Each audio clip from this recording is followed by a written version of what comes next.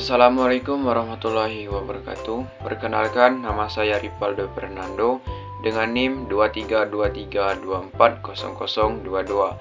dari kelas 1A semester 1 program studi pendidikan guru Madrasah Ibtidaiyah Fakultas Tarbiyah dan Tadris Universitas Islam Negeri Fatmawati Soekarno Bengkulu. Baiklah, di sini saya akan membahas tentang dasar-dasar yuridis pendidikan nasional. Sebelumnya, saya membuat video ini untuk memenuhi tugas akhir semester dengan mata kuliah Dasar-Dasar Pendidikan, dosen pengampu Ibu Dr. Basinun, MPD. Baiklah, di sini saya akan membahas yaitu 1. Apa itu yuridis? 2. Apa itu sistem pendidikan nasional? 3. Apa saja dasar dan tujuan pendidikan nasional? 4. Apa saja hak warga negara memperoleh pendidikan?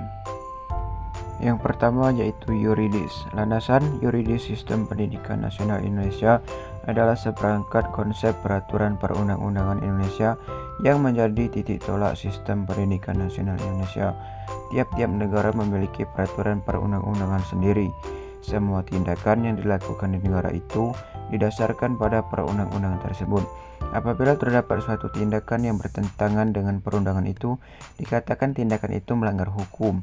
Negara Republik Indonesia mempunyai berbagai peraturan perundang-undangan yang bertingkat, mulai dari UUD 1945, Undang-Undang Peraturan Pemerintah, Ketetapan sampai dengan Surat Keputusan. Semua mengandung hukum yang patut ditaati. Landasan dalam hukum berarti melandasi atau mendasari atau titik tolak.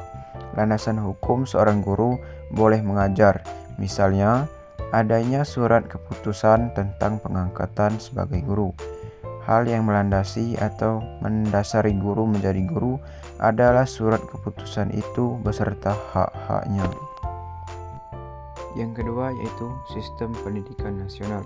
Pendidikan sebagai usaha sadar dan terencana untuk mewujudkan suasana belajar dan proses pembelajaran bagi peserta didik agar secara aktif mengembangkan potensi dirinya untuk memiliki kekuatan spiritual keagamaan, pengendalian diri, kepribadian, kecerdasan, akhlak mulia, serta keterampilan yang diperlukan dirinya dan masyarakat. Pada sisi lain, pendidikan diartikan juga sebagai upaya pembelajaran, pengetahuan, keterampilan, dan kebiasaan sekelompok orang yang diturunkan dari satu generasi ke generasi berikutnya melalui pengajaran, pelatihan, dan penelitian. Pendidikan nasional juga merupakan pelaksanaan pendidikan suatu negara berlandasan sosiokultural, psikologis, ekonomis, dan politis. Pendidikan tersebut ditujukan untuk membentuk ciri khusus atau watak bangsa yang bersangkutan, yang sering juga disebut dengan kepribadian nasional. Yang ketiga yaitu dasar dan tujuan pendidikan nasional. Persoalan dasar dan tujuan pendidikan merupakan masalah yang sangat fundamental dalam pelaksanaan pendidikan, karena dasar pendidikan itu akan menentukan corak dan isi pendidikan. Tujuan pendidikan itu pun akan menentukan ke arah mana anak didik dibawa. Tujuan pendidikan nasional adalah mencerdaskan kehidupan bangsa dan mengembangkan manusia Indonesia seutuhnya, yaitu memiliki pengetahuan dan keterampilan, kesehatan jasmani dan rohani, kepribadian yang mantap dan mandiri, serta rasa tanggung jawab kemasyarakatan dan kebangsaan. Dengan adanya pendidikan, maka akan timbul dalam diri seseorang untuk berlomba-lomba dan memotivasi diri untuk lebih baik dalam segala aspek kehidupan. Pendidikan merupakan salah satu syarat untuk memajukan pemerintah ini, maka usahakan pendidikan mulai dari tingkat SD sampai pendidikan perguruan tinggi. Yang keempat yaitu hak warga negara memperoleh pendidikan. Memperoleh pendidikan adalah salah satu hak asasi bagi warga negara. Negara wajib melayani dan memfasilitasi warganya untuk memperoleh pendidikan, sebagaimana termasuk dalam Undang-Undang Dasar 1945 Pasal 28 dan dipertegas pada Pasal 31, yang secara eksplisit menyatakan setiap warga negara berhak mendapatkan pendidikan negara hadir bukan semata-mata berkewajiban untuk melayani warga negara dalam memperoleh pendidikan, bahkan juga hak untuk memperoleh pendidikan bermutu. Sesuai Undang-Undang Sisdiknas Pasal 5 Ayat 1, setiap warga negara mempunyai hak yang sama untuk memperoleh pendidikan yang bermutu.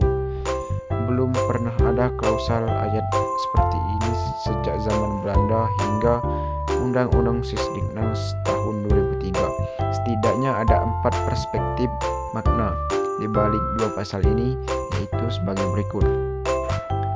1. Setiap warga negara untuk memperoleh pendidikan. 2. Hak setiap warga negara untuk memperoleh pendidikan bermutu. 3. Negara berkewajiban untuk menyediakan pendidikan, termasuk pendidikan bermutu. 4. Negara berkewajiban untuk memfasilitasi dan memberikan akses kepada setiap warga negara untuk memperoleh pendidikan.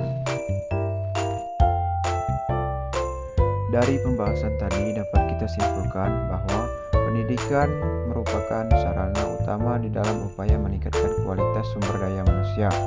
Tanpa pendidikan akan sulit diperoleh hasil dari kualitas sumber daya manusia yang maksimal.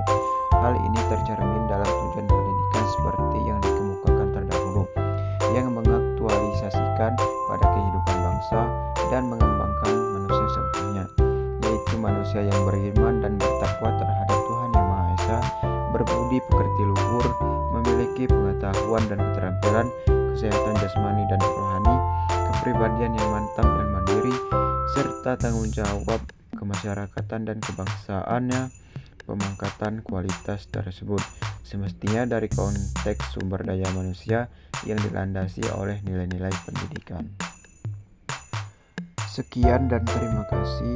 Wassalamualaikum warahmatullahi